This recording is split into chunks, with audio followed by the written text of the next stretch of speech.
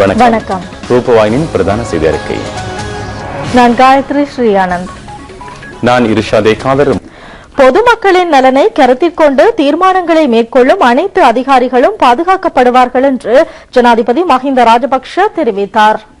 அரச சேவையில் சாதி, மதம், அரசியல் மற்றும் பூகோள சாதக நிலை தொடர்பில் கவனம் செலுத்த தேவையில்லை என்று அவர் கூறினார். நிர்வாக சேவையில் தமிழ் மொழி மூலம் நடத்தப்பட்ட பரீட்சையில் சித்தியடைந்து பயிற்சியை பூர்த்தி செய்த 43 அரசாங்க உத்தியோகத்தர்களுக்கு நியமன கடிதங்களை வழங்கும் நிகழ்வில் ஜனாதிபதி இந்த விடயத்தை குறிப்பிட்டார். இவர்கள் வடக்கு கிழக்கு பிரதேசங்களில் சேவையில் இணைத்துக் கொள்ளப்படுவர். வடக்கு கிழக்கு மக்களுக்கு காத்திரமானதும் முறையானதுமான அரசு சேவையை வழங்குவதற்கு அரசாங்கம் நடவடிக்கை மேற்கொண்டுள்ளது. 30 வருட காலமாக பாதிக்கப்பட்டுள்ள பொதுமக்களை மேம்படுத்துவதற்கு அரசாங்கம் பாரிய வேலை திட்டங்களை நிறைவேற்றியுள்ளது. இதன் பயன்களை சரியான முறையில் பொதுமக்களுக்கு பெற்றுக் கொடுப்பதற்கு முறையான அரசு சேவையின் அவசியத்தை ஜனாதிபதி சுட்டிக்காட்டினார்.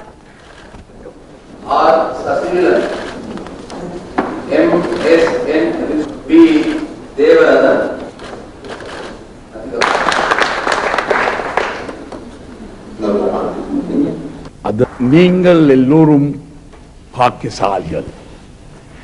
உங்களுக்கு எனது வாழ்த்துக்கள்.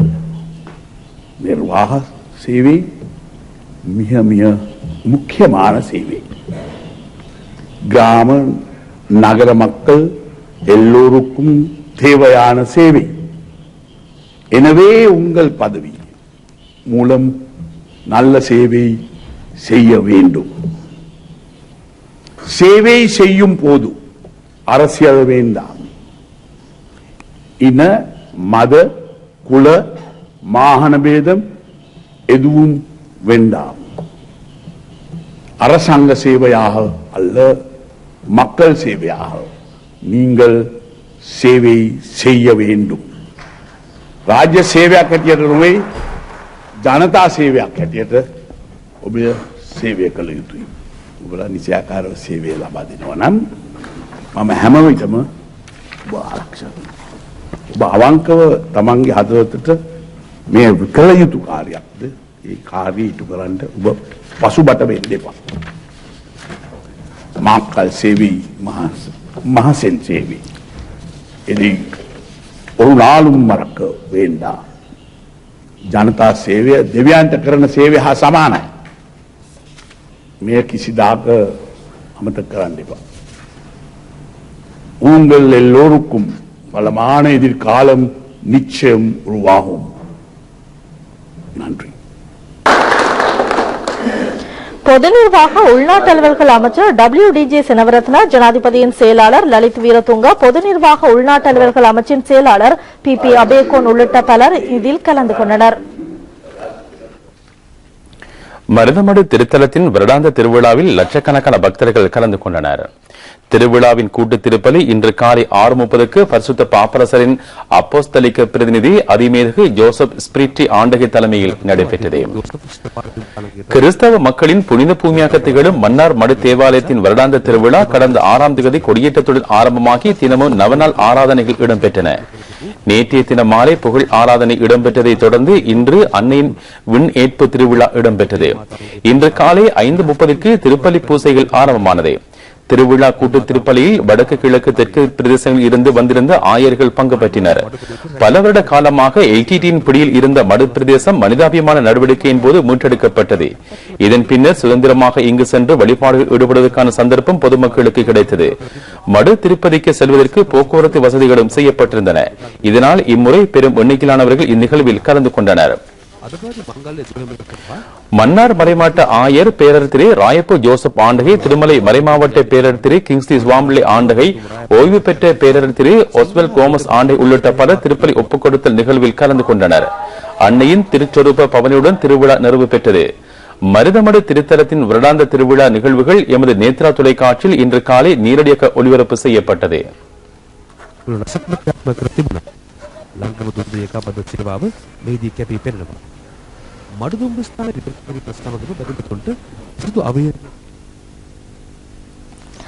கொழும்பு துறைமுகத்தில் மேற்கொள்ளப்பட்டுள்ள அபிவிருத்தியை பார்வையிடுவதற்கான காலம் இன்று மாலை 5 மணியுடன் நிறைவடைகிறது. இதுவரையில் இதனை பார்வையிடுவதற்காக 50 லட்சத்துக்கும் அதிகமான மக்கள் வருகை தந்தனர். கொழும்பு துறைமுகம் ஆசியாவின் பாரிய கொள்கலங்களை கையாளும் மத்திய நிலையமாக திகழ்கிறது. கடந்த 8ஆம் தேதி முதல் பொதுமக்களுக்கு கொழும்பு தெற்கு துறைமுகத்தை பார்வையிடுவதற்கான வசதி செய்து கொடுக்கப்பட்டது.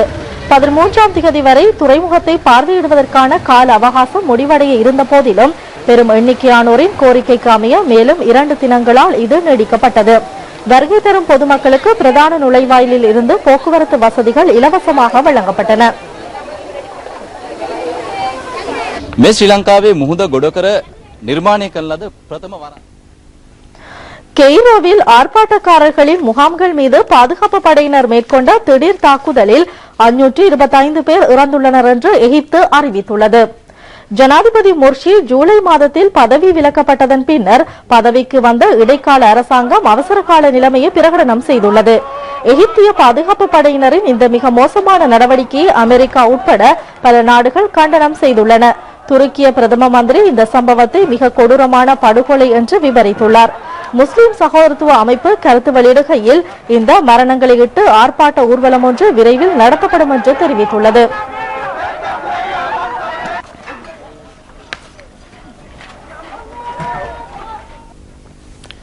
இந்தியாவின் 67வது சுதந்திர தினம் இந்தியாவின் சகல பகுதிகளிலும் வெகு விமரிசையாக கொண்டாடப்பட்டது. புதுடில்லி செங்கோட்டையில் பிரதம மந்திரி மன்மோகன் சிங் தேசிய கொடி ஏற்றி வைத்து நாட்டு மக்களுக்கு உரை நிகழ்த்தினார்.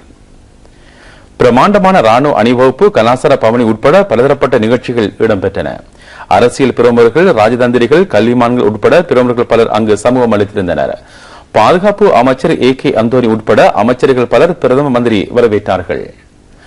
பிரதம மந்திரி மன்மோகன் சிங் அங்கு உரை நிகழ்த்துகையில் பாகிஸ்தானில் இருந்து இந்தியாவுக்கு எதிரான நடவடிக்கைகளை அந்த நாடு மேற்கொள்வதையிட்டு கடும் எச்சரிக்கை விடுத்தார். நாட்டின் பொருளாதாரம் சம்பந்தமாக அவர் கருத்து வெளியிடுகையில் சென்ற வருடம் பொருளாதார மந்தநிலை ஏற்பட்டிருந்ததை அவர் ஏற்றுக்கொண்டார். இந்த வருடத்தில் பொருளாதார மறுமலர்ச்சி கிடைக்கும் என்று அவர் நம்பிக்கை தெரிவித்தார். இந்தியாவின் 67வது சுதந்திர தின விழா கொழும்பில் உள்ள இந்திய உயர்ஸ்தானிகரின் உத்தியோகபூர்வ வாசஸ்தலத்தில் இன்று இடம்பெற்றது. இந்திய உயர்ஸ்தானிகர் யஸ்வர்தன் குமார் சிங்கா தேசிய கொடி உயர்த்தி உற்சவத்தை ஆரம்பித்து வைத்தார். இந்திய எல்லை பாதுகாப்பு படை பிரிவினரும் மரியாதை அணிவகுப்பும் இடம்பெற்றது. இங்கு உரையாற்றிய இந்திய உயர்ஸ்தானிகர் யஸ்வர்தன் குமார் சிங்கா இலங்கைக்கும் இந்தியாவுக்கும் இடையிலான உறவுகள் தொடர்ந்தும் பலமடைந்து வருவதாக கூறினார். எதிர்காலத்திலும் இந்த உறவுகள் பலமுடன் இருக்கும் என்று அவர் கூறினார். இலங்கை மக்களின் சிநேகபூர்வ தன்மையை பெரிதும் வரவேற்ற உயர்ஸ்தானிகர் இலங்கையில் உள்ள அனைத்து இந்திய குடிமக்களும் இளைஞர்களுடன் நல்லுறவை தொடர்ந்து பேணி மேம்படை செய்ய வகையில் செயற்பட வேண்டும் என்று கேட்டுக் கொண்டார். இலங்கையில் உள்ள இந்திய பிரஜைகள் பலரும் இந்த நிகழ்வில் கலந்து கொண்டனர்.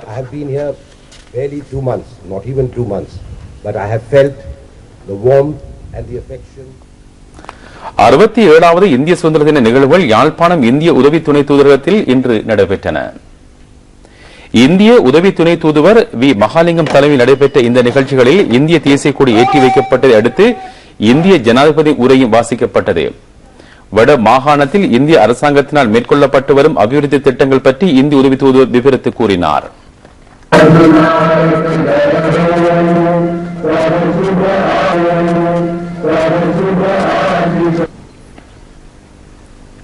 Good morning in the right direction.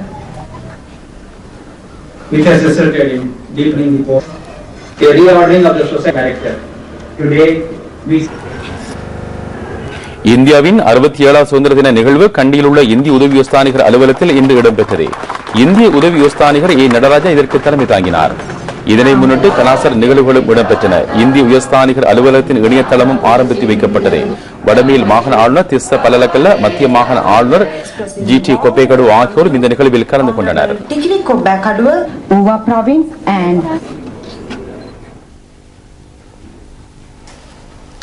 இலவச கல்வி பெற்று பல்கலைக்கழக விரிவுரையாளர்களாகவும் பேராசிரியர்களாகவும் விளங்குபவர்கள் நாட்டின் இறைமைக்கு ஊறு விளைவிக்கும் மாநாட்டில் கலந்து கொண்டதாக உறுதிப்படுத்தப்பட்டால் அவர்களுக்கு எதிராக கடும் ஒழுக்காற்று நடவடிக்கை எடுப்பதாக பல்கலைக்கழக மானிய குழு அறிவித்துள்ளது.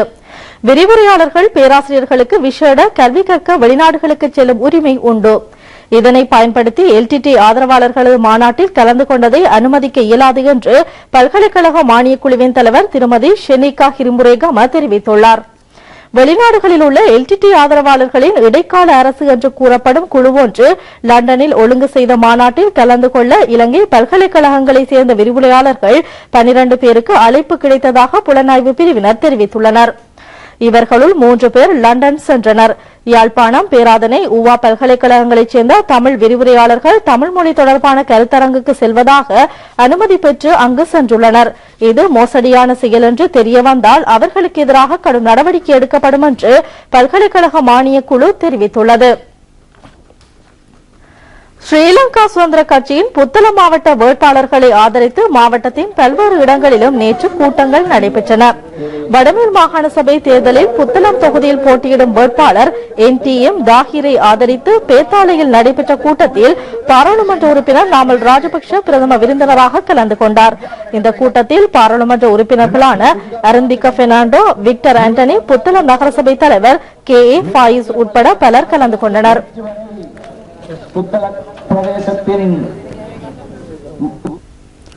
வடக்கில் மேற்கொள்ளப்பட்டு வரும் உற்பத்தி நடவடிக்கைகளில் பப்பாசி பழ செய்கை தொடர்பான ஒரு கண்ணோட்டம். ஜனாதிபதி மஹிந்த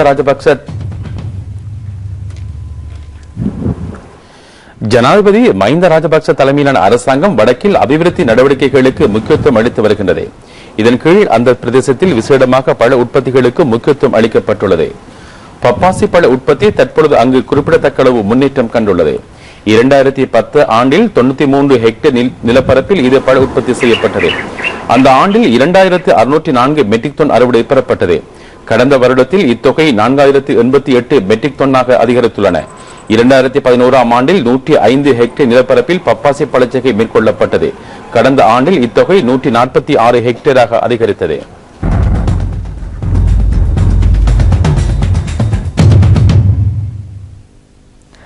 பொருளாதார அபிவிருத்தி அமைச்சின் நிதி ஒதுக்கீட்டில் நிர்மாணிக்கப்பட்ட புத்தளம் புதிய பொதுச்சந்தை சமீபத்தில் திறந்து வைக்கப்பட்டது.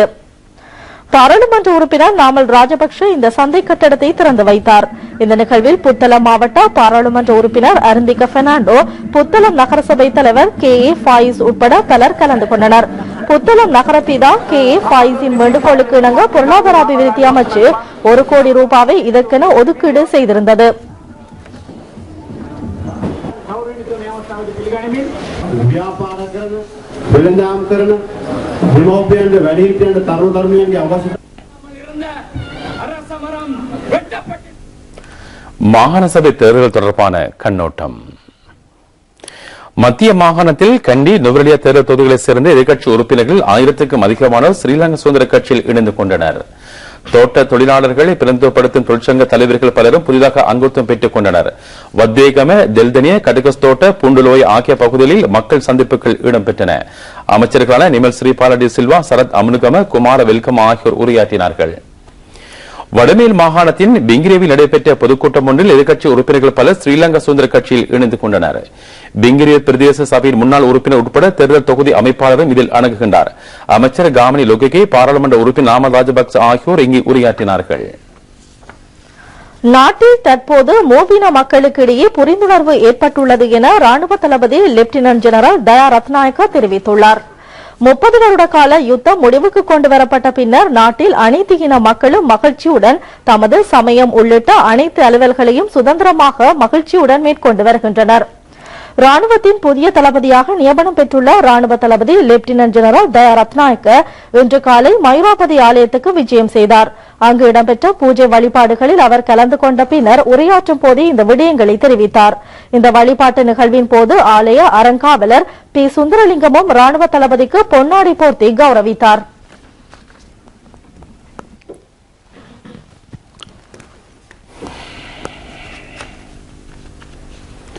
திருகோணமலை ஆதார வைத்தியசாலைக்கான இரத்த சுத்திகரிப்பு நிலையம் சமீபத்தில் திறந்து வைக்கப்பட்டது. 14 மில்லியன் ரூபாய் செலவில் அமைக்கப்பட்ட இந்த நிலையத்தை கிழக்கு மாகாண ஆளுநர் ரியர் அட்மிரல் மொஹான் விஜய் விக்ரம திறந்து வைத்தார். இந்த நிகழ்வில் சிறப்பு அதிதிகளாக கிழக்கு மாகாண அமைச்சர் நஜீப் அப்துல் மஜீத், கிழக்கு மாகாண சுகாதார அமைச்சர் MA மன்சூர் ஆகியோர் கலந்து கொண்டனர். நெக்கோட் நிறுவனம் மற்றும் ஆசிய அபிவிருத்தி வங்கி என இதற்கான நிதியை வழங்கியுள்ளன. நவீன வசதிகளுடன் கூடிய இந்த இரத்த சுத்திகரிப்பு நிலையத்தின் மூலம் நோயாளிகள் பெரும் நன்மை அடைந்துள்ளனர்.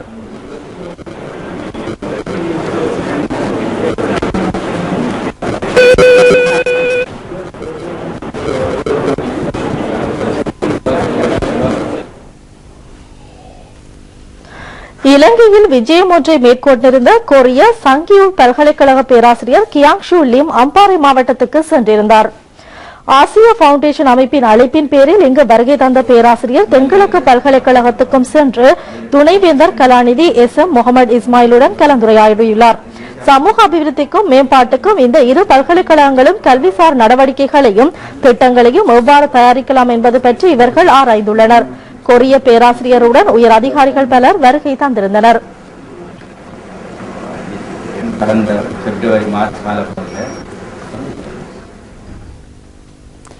உலக புகழ்பெற்ற பனாமா கால்வாயானது இன்று போன்ற ஒரு தினத்திலே திறந்து வைக்கப்பட்டது. 1914ஆம் ஆண்டு ஆகஸ்ட் 15ஆம் தேதி பனாமா கால்வாய் திறந்து வைக்கப்பட்டது. பசிபிக் பெருங்கடலையும் அட்லாண்டிக் சமுத்திரத்தையும் அமெரிக்க கண்டங்களுக்கிடையே இணைக்கும் செயற்கை கால்வாய் இதுவாகும். இது அமைக்கப்படுவதற்கு முன்னர் கப்பல்கள் தென் அமெரிக்க கண்டத்தை சுற்றியே செல்ல வேண்டியிருந்தது. 16ஆம் நூற்றாண்டிலே இத்தகைய கால்வாய் அமைப்பதற்கான எண்ணம் உருவாகியது. 1881ஆம் ஆண்டு பிரான்ஸ் நாட்டின் தலைமையில் கால்வாய் வெட்டும் பணிகள் ஆரம்பிக்கப்பட்டன. பலர் உயிரிழந்ததை தொடர்ந்து இம்முயற்சி தோல்வியடைந்தது. எனினும் ஐக்கிய அமெரிக்கா மீண்டும் இப்பணியை தொடங்கி 1914ஆம் ஆண்டு ஆகஸ்ட் 15ஆம் தேதி பனாமா கால்வாய் முதன்முறையாக உபயோகத்திற்கு வந்தது. ரண்டுக என்ற பேசும் ஓசைகள் இசை நிகழ்ச்சி சுவாமி விபுலானந்தர் அழகியல் கற்கை நிர்வாகத்தில் சமீபத்தில் நடைபெற்றது. நல்லுறவுக்கும் சமாதானத்துக்கும் பண்பாட்டை முன்னெடுத்தல் என்ற செயற்திட்டத்தின் கீழ் ஜப்பானில் இருந்து வந்த பேராசிரியர் மஷாகிகோ சாதோ தலைமையிலான இசைக்கலைஞர்களும் நியூசிலாந்து இசைக்கலைஞர்களும் இந்த இசை நிகழ்ச்சியை வழங்கினார்கள். உள்ளூர் இசை வல்லுநர்கள், வாத்திய கலைஞர்கள் ஆகியோர் இசை நிகழ்ச்சிக்கு அனுசரணை வழங்கினர். கிழக்கு பல்கலைக்கழக பேராசிரியர்கள், விரிவுரையாளர்கள் ஆகியோர் இதில் கலந்து கொண்டனர். மட்டக்களப்பு 3வது கண் அறிவுத்திறன் செயற்பாட்டுக் குழு இந்த நிகழ்ச்சியை ஒழுங்கமைத்திருந்தது.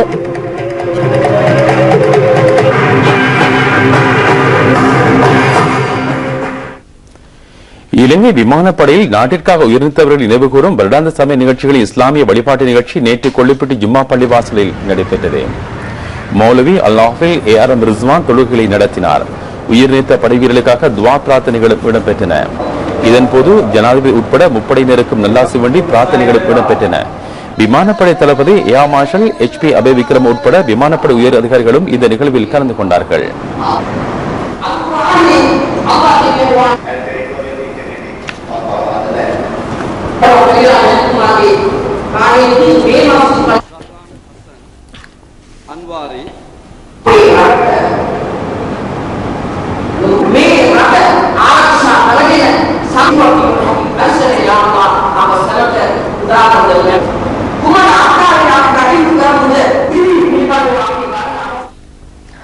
டயட்டுக்கில் உள்ள அபிவிருத்தி வேலை திட்டத்தின் கீழ் ஆலிகடி வெம்பு பிரதேச பலநோக்கு கூட்டுறவு சங்கத்தின் நிர்வாக கட்டடத்துக்கான அடிக்கல் நாட்டும் வைபவம் சமீபத்தில் நடைபெற்றது. கூட்டுறவு சங்கத்தின் தலைவர் S. நாராயணன் தலைமையில் நடைபெற்ற இந்த நிகழ்வில் பாராளுமன்ற உறுப்பினர் PHPS என பிரதம விருந்தினராக கலந்து கொண்டார். அவர் அங்கு கருத்து வெளியிடுகையில் ஆலையடி வெம்பு, திருக்கோவில் உட்பட 5 தமிழ் பிரதேசங்களும் 105 மில்லியன் ரூபாய் செலவில் அபிவிருத்தி செய்யப்பட்டு வருகின்றன என்று கூறினார். அரசு அதிகாரிகள் மற்றும் பிரதேச மக்கள் உட்பட பலர் இதில் கலந்து கொண்டனர்.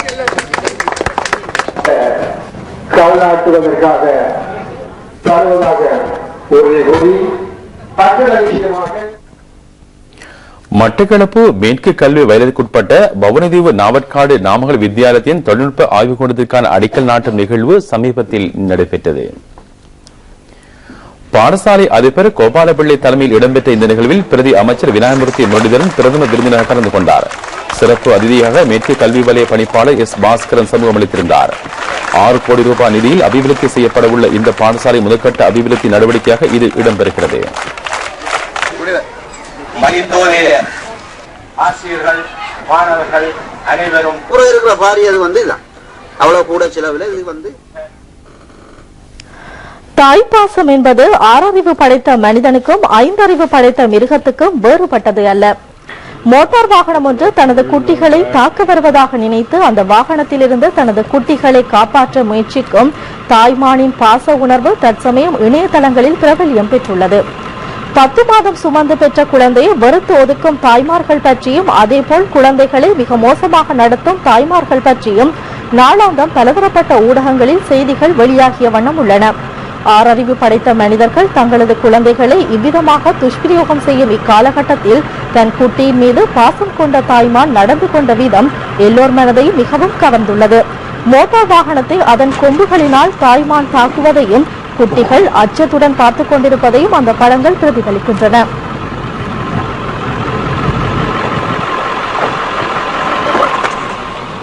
If I want my window down when she's doing that. You just want to get by, lady.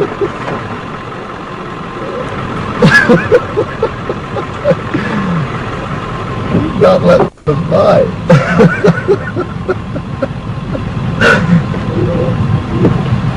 Come on, miss.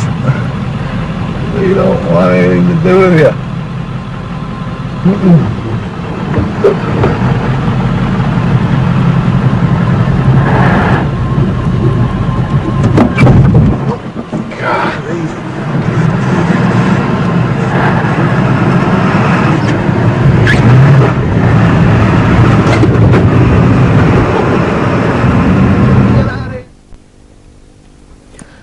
விளையாட்டுச் செய்தியை பார்ப்போம்.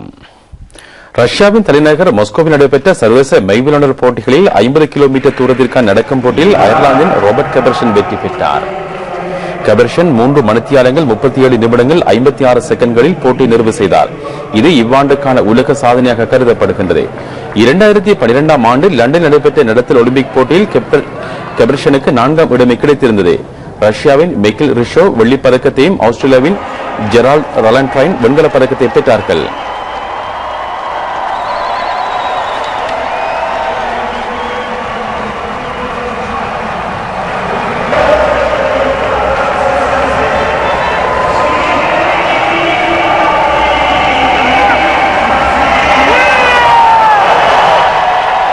வணக்கம்.